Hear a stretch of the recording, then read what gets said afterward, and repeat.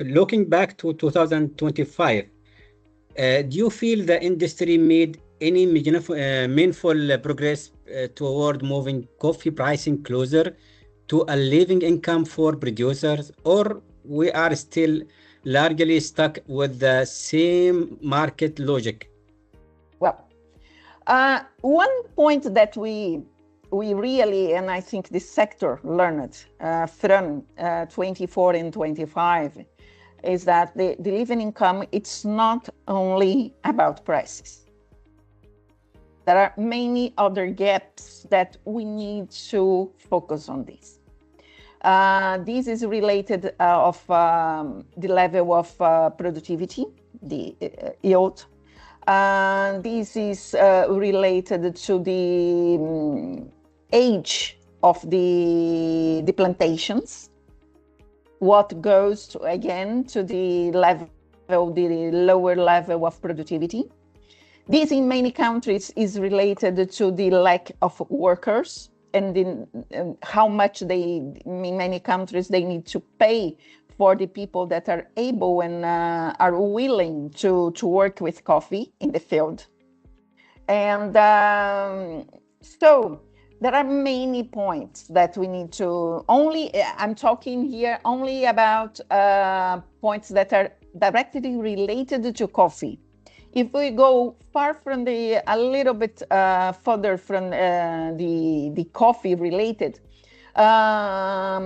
what we realized it was that in many countries to have a good level of income, for example, this is totally related of the cost of the education of the country, the access of health systems that in many countries are very, very expensive.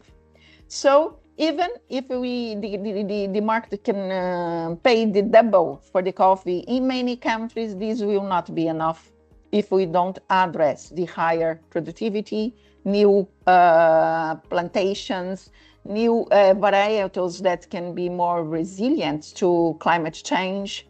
And if the countries, the local governments, don't address the lack of infrastructure, lack of good education, the access to education, the access to good health system. So it's quite clear for us that with the level of the prices we had last year, for the countries that already addressed many of these challenges, the producers are in a comfortable moment and they already achieved the living income, a good level of living income. But in the countries or in communities that we are still looking for solutions of all of these topics, or at least some of these gaps, we need to move on this. And another point that it is very key on this, it's the size of the lands. We are starting to talk about this, that in many cases, to work alone, if you are a very small producer and you'd like to work alone, possibly, unfortunately, you will not be able to get a good level of life or a good level of income. You need to be together. You need to put all these small countries of a community, for example, organized in a cooperative or any kind of association, to be together, to access to new markets together, to buy the implements that they will need together, and to have, for example, technical assistance or capacity building together, to have another level of volume of coffee to be negotiated with in the market. So on the other one hand, some of the countries and some of the producers, they got better conditions with what we had last year.